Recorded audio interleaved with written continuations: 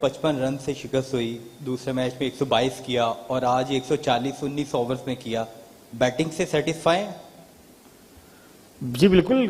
पहले मैच में हम लोग उतनी अच्छी परफॉर्मेंस नहीं कर सके, लेकिन दूसरा मैच भी और आज भी ऑलमोस्ट हम दोनों मैच मेरे ख्याल से कम्प्रिहेंसिवली जीते हैं। और बैटिंग ने, जाहिर बात है, बॉलिंग ने आप कह सकते हैं कि अंडर पार उन लोगों को रोका। और यही हम जब बात करते हैं, जब भी टीम मीटिंग बैठते हैं कि बैटिंग जब करेंगे तो जो अबव पार स्कोर है वो करेंगे, और जब बॉलिंग अगर पहले आ जाती है तो उसको अंडर पार आउट करने की कोशिश करेंगे टीम्स को। और बॉलिंग ने वो किया और बैटिंग ने मेरे ख्याल से हम दोनों मैचेस में इजी चेज ही थे। सलमान, कम्बिनेशंस काफ़ी चेंज होते रहे हैं इन 3 T20 मैचेस के अंदर। आज के मैच में नसीम शाह नहीं खेले, शाहीन अफरीदी को खिलाया गया, और पिछले मैच के अंदर भी कुछ चेंजेस हुए थे। तो क्या ये बेंच स्ट्रेंथ को आप लोग आजमा रहे हैं, क्योंकि इसके बाद पाकिस्तान ने फिर ट्राई नेशन सीरीज़ भी खेलनी है, फिर ऑस्ट्रेलिया भी है। और एक सवाल सिर्फ बाबर के बारे में कहिएगा कि उन्होंने 50 स्कोर किए काफ़ी अर्से बाद।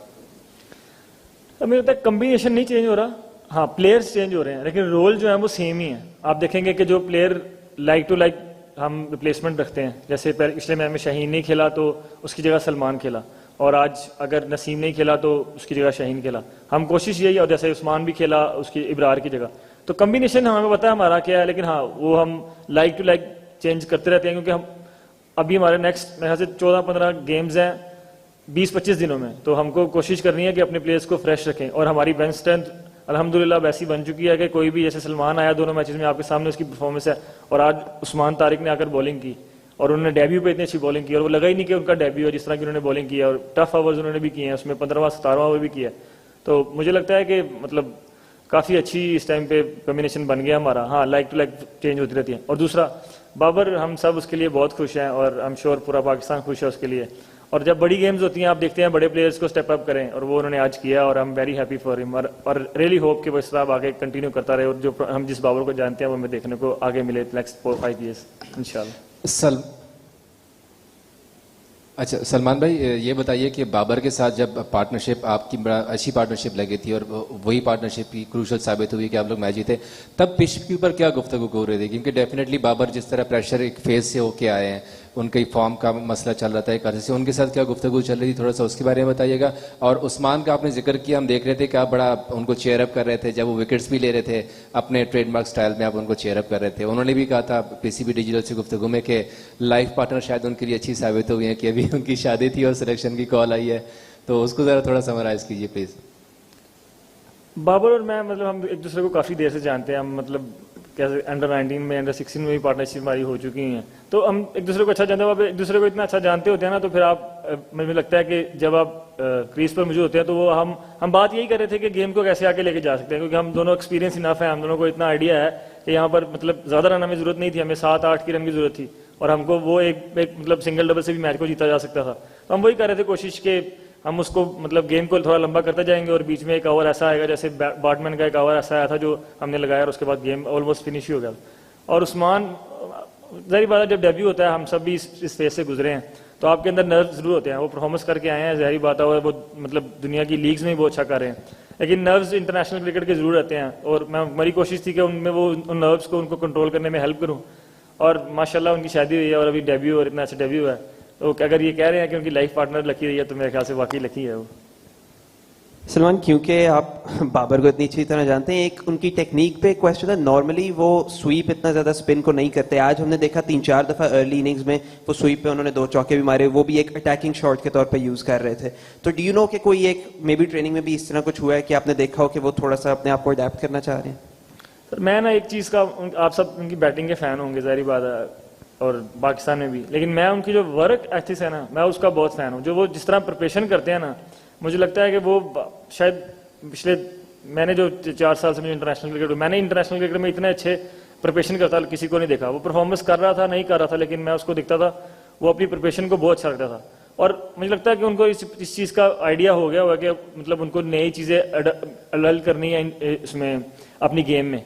और वो उसको इंडल्ज भी कर रहे हैं मुझे लगता है। और वो स्वीप शॉट आप देखेंगे कि आप नॉर्मली पहले उससे ये चीज़ रिलेट नहीं करते, लेकिन उसने वो शॉट मारी और उस पर 6 रन भी मिले, तो वो चीज़ों को अंडरस्टैंड कर रहा है, और उस चीज़ों को मतलब ज़ाहिर बात है वो इतना बड़ा प्लेयर है, उसको आइडिया हर चीज़ का है, और वो चीज़ों को मुझे लगता है कि अब उसको है कि मुझे नेक्स्ट लेवल चीज़ें लेके जानी है, और आई रियली होप कि वो इस तरह ही आगे मैचेस में हमें, क्योंकि वो अगर वो परफॉर्म करेगा तो हम मैचेस जीतेंगे ही जीतेंगे,